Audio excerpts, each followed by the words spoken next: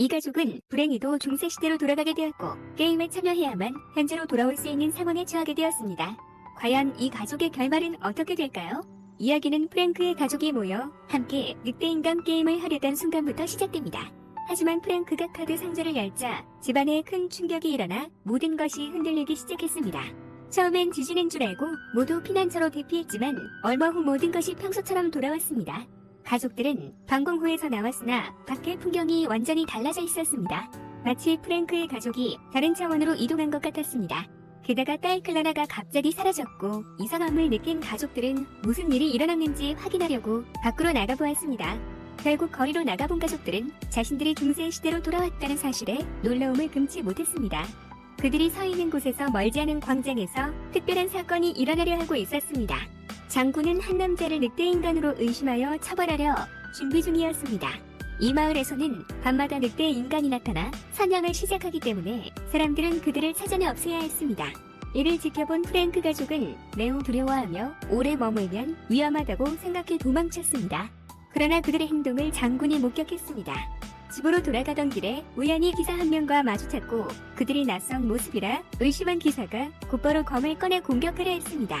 하지만 예상치 못하게 프랭크의 아버지가 한 방에 그를 날려버렸고 평소 걷기도 힘들었던 아버지가 갑자기 힘이 넘친다는 사실에 가족 모두가 놀랐습니다. 가족 모두가 무슨 일이 일어나고 있는지 이해하지 못하는 동안 집안의 물건들이 계속해서 스스로 움직였다. 마치 집안에 어떤 존재가 있는 것처럼 느껴졌고 모두가 두려움에 땀을 흘렸다. 바로 그때 탁자 위에 나 플라자야라는 글씨가 나타났다.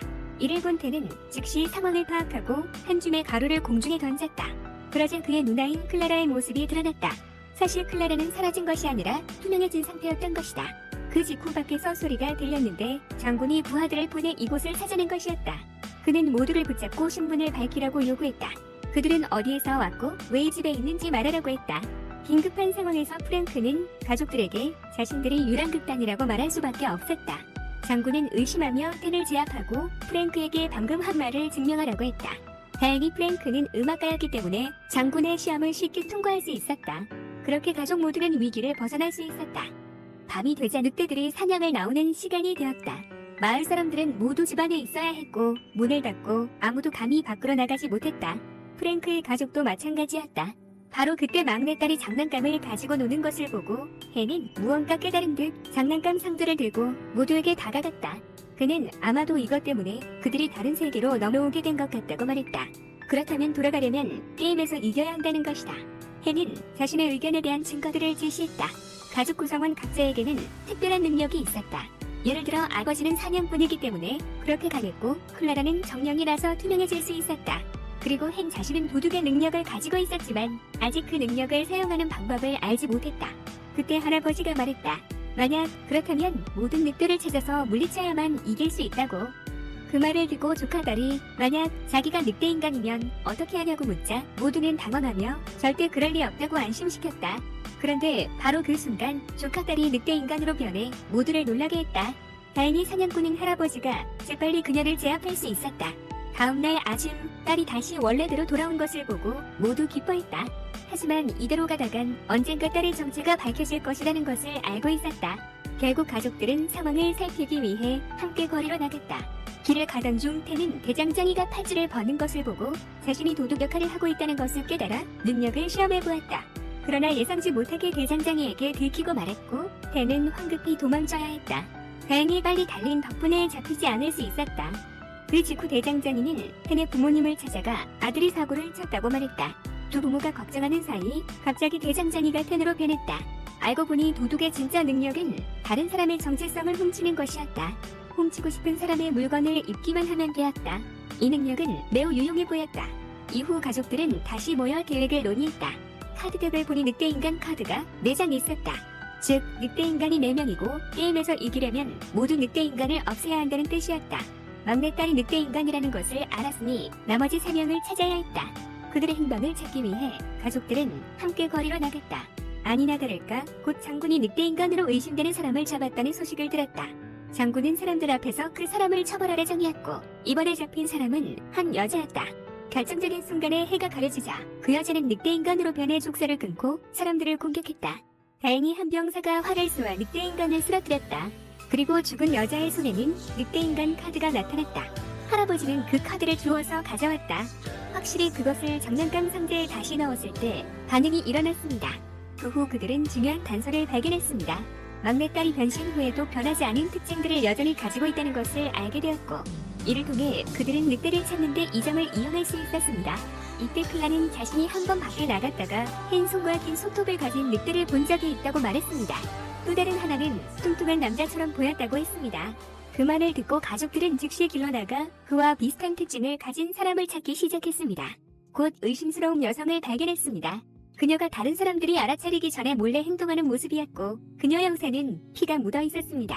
한편 막내딸은 사람들의 동족을 찾기 위해 몸에서 나는 냄새를 맡으며 돕고 있었고, 그때 그녀는 절뚝거리는 뚱뚱한 남자를 발견했습니다. 그녀는 그가 바로 늑대라고 확신하며 할아버지에게 쫓아가라고 말했습니다. 프랭크의 아내는 의심스러운 여자를 막아서서 그녀에게 늑대인간인지 신문했습니다. 그러나 한참 신문한 후에야 그녀는 그 여자가 평범한 사람이라는 것을 깨달았습니다. 셔츠에 묻은 피는 폭력적인 남편 때문에 생긴 것이었습니다.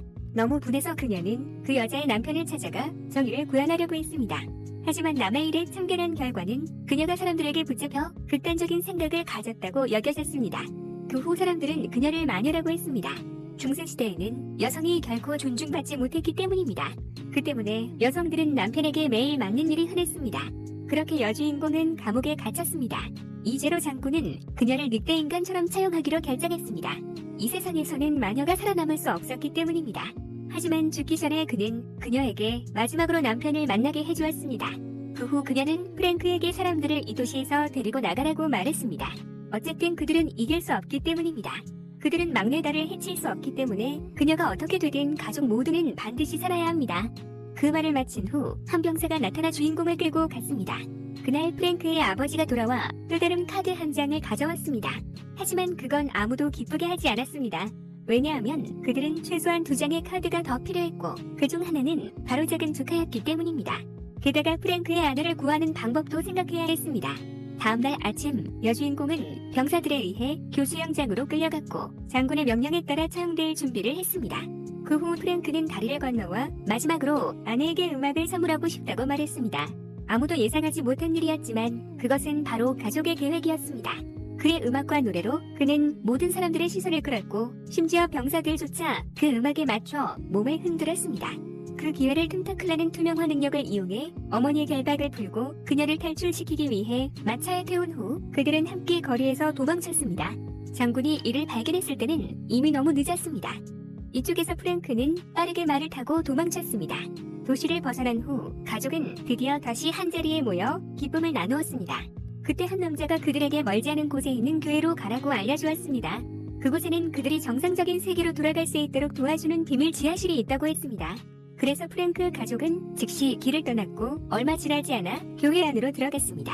장군이 쳐들어오지 못하게 문을 단단히 잠그고 막내딸에게는 이어폰을 씌워서 스트레스를 받아 늑대인간으로 변하지 않도록 했습니다. 얼마 지나지 않아 클라는 하나의 상징을 발견했고, 그것이 그들이 돌아갈 수 있는 문이라는 것을 알게 되었습니다. 하지만 그 문을 열기 전에 우두머리 늑대가 그들을 찾아왔습니다. 이를 보고 할아버지와 2명의 손자는 싸울 준비를 하고 나섰습니다. 그러나 상대가 너무 강해서 세 사람은 최선을 다했지만 결국 그 늑대의 상대가 될 수 없었습니다. 결국 한 사람씩 늑대에게 날아가 버렸습니다. 그때 장군이 이곳을 찾아왔습니다.